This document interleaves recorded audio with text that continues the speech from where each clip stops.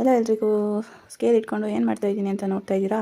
ಯಾರ್ಯಾರಿಗೆಲ್ಲ ಸ್ಲೀವ್ದು shape ಹಾಕೋದಕ್ಕೆ ಕಷ್ಟ ಆಗುತ್ತೆ ಅವರಿಗೆಲ್ಲ ಈಸಿ ಆಗಲಿ ಅಂತ ತೋರಿಸ್ತಾ ಇದ್ದೀನಿ. ನನಗೂ ಶೇಪ್ ಹಾಕೋಕ್ಕೆ ಕಷ್ಟ ಆಗ್ತಿತ್ತು. ನಂಗೆ ಶೇಪ್ ಹಾಕೋದೇ ಬರ್ತಿರಲಿಲ್ಲ, ಮರ್ತು ಹೋಗ್ತಿತ್ತು. ಒಂದ್ಸಲ ಹಾಕ್ತಿದ್ದು ಇನ್ನೊಂದ್ಸಲ ಮರ್ತು ಹೋಗ್ತಿತ್ತು. ನಂಗೆ ಶೇಪ್ ಹಾಕೋದೇ ಗೊತ್ತಾಗ್ತಿರಲಿಲ್ಲ.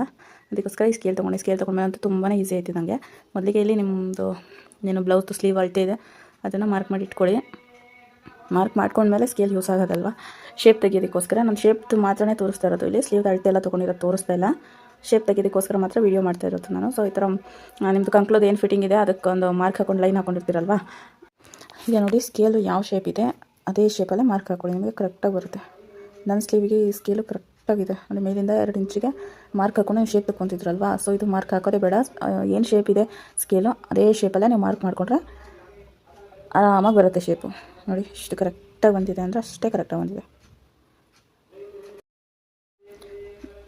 ಅದಾದಮೇಲೆ ನೆಕ್ಸ್ಟು ಫ್ರಂಟ್ ಶೇಪ್ಗೆ, ಅಂದರೆ ನಿಮಗೆ ಅರ್ಧ ಇಂಚು ತೆಗೆದುಬಿಟ್ಟು ಹಾಕ್ತಿರಲ್ವ ಫ್ರಂಟ್ ಶೇಪ್ ಏನು ಬರುತ್ತೆ ಬ್ಲೌಸಲ್ಲಿ, ಅದಕ್ಕೆ ಈ ಥರ ಇದರಲ್ಲಿ 2 ಥರ ಇಟ್ಕೊಬೋದು.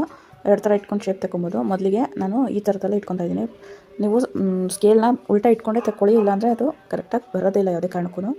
ಸೊ ಮೇಲ್ಗಡೆ ತುದಿ ಏನಿದೆಯಲ್ವ ಅದು ಚಿಕ್ಕದಾಗೆ ಅದು ಸ್ವಲ್ಪ ಹೊರಗಡೆ ಬರಲಿ. ನಿಮ್ಗೆ ಇದು ಕನ್ಫ್ಯೂಸ್ ಆಗ್ತದೆ ನಾನು ನೆಕ್ಸ್ಟ್ ಇದೇ ವಿಡಿಯೋದಲ್ಲಿ ಇನ್ನೊಂದು ಮಾರ್ಕ್ ಮಾಡಿದ್ದೀನಿ, ಅದನ್ನು ತೋರಿಸ್ತೀನಿ ನೆಕ್ಸ್ಟು. ಇವಾಗ ನೋಡಿ 1/2 ಇಂಚಿಗೆ ಕರೆಕ್ಟಾಗಿ ಬಂದಿದೆ ಅದು. ನಿಮ್ಗೆ ಈ ಥರ ನನ್ನ ಕೈ ಅಡ್ಡ ಆಗ್ಬಿಟ್ಟಿತ್ತು, ಸಾರಿ ಅದು ಸರಿಯಾಗಿ ಕಾಣಿಸ್ಲಿಲ್ಲ ಅಂದ್ಕೊತೀನಿ. 10 ಇಂಚಿಗೆ ಕರೆಕ್ಟಾಗಿ ಬಂದಿದೆ. ನೆಕ್ಸ್ಟ್ ಇನ್ನೊಂದು ಆ ಥರ ನಿಮಗೆ ಕನ್ಫ್ಯೂಸ್ ಆಯಿತು, ಆ ಥರ ಆಗ್ತಿಲ್ಲ ಅಂತ ಹೇಳಿದ್ರೆ ಈ ಥರ ನೀವು ಮಾರ್ಕ್ ಮಾಡ್ಕೊಳ್ಳಿ. ನೋಡಿ ಸ್ಕೇಲ್ನ ಫಸ್ಟಿಗೆ ನೀವು ಇಟ್ಕೊಂಡು ಯಾವ ಥರ ಮಾರ್ಕ್ ಹಾಕೊಂಡ್ರಿ ಫಸ್ಟ್ನೇ ಮಾರ್ಕು ಅದೇ ಥರ ಇಟ್ಕೊಳ್ಳಿ. ಸ್ವಲ್ಪ ಅರ್ಧಕ್ಕೆ ಬರಲಿ ಇದು. ನೋಡಿ ಅದು ಬ್ಲೌಸು ನಾನೇನು ಅಳತೆ ಮಾಡ್ಕೊಂಡು ಅದನ್ನು ಅರ್ಧಕ್ಕೆ ಹೊರಗಡೆ ಬಂದಿದೆ. ಈ ಥರ ಇಟ್ಕೊಂಡು ಮಾರ್ಕ್ ಮಾಡ್ಕೊಳ್ಳಿ. ಕೆಳಗಡೆ ತುದಿ ಏನಿದೆ ಅದು ಎಡ್ಜಿಗೆ ಬಂದಿದೆಯಲ್ಲ, ಸೊ ನೋಡಿ ಈ ಥರ ಇಟ್ಕೊಂಡು ಹಿಂಗೆ ಮಾರ್ಕ್ ಮಾಡ್ಕೊಳ್ಳಿ. ಅವಾಗ ಈಸಿ ಆಗುತ್ತೆ ನಿಮಗೆ. ಎಷ್ಟು ನೀಟಾಗಿ ಕಟಿಂಗ್ ಬರುತ್ತೆ ಅಂದರೆ ಶೇಪು ಅಷ್ಟೇ ನೀಟಾಗಿ ಬರುತ್ತೆ. ಇವಾಗ ಕಟ್ ಮಾಡ್ಕೊಳ್ಳಿ. ಹೊಸಬ್ರಾದರೆ ಅದಕ್ಕೆ ಒಂದು ಸೇಫ್ಟಿ ಪಿನ್ ಏನಾದರೂ ಹಾಕ್ಬಿಟ್ಟು ಕಟ್ ಮಾಡ್ಕೊಳ್ಳಿ, ಇಲ್ಲಾಂದರೆ ಬಟ್ಟೆ ಏರುಪೇರು ಆಗಿಬಿಡುತ್ತೆ, ನೀಟಾಗಿ ಬರೋಲ್ಲ. ಸೊ ನೋಡಿ ಇವಾಗ ಎಷ್ಟು ನೀಟಾಗಿ ಬಂದಿದೆ ಶೇಪ್ ಅಂತ.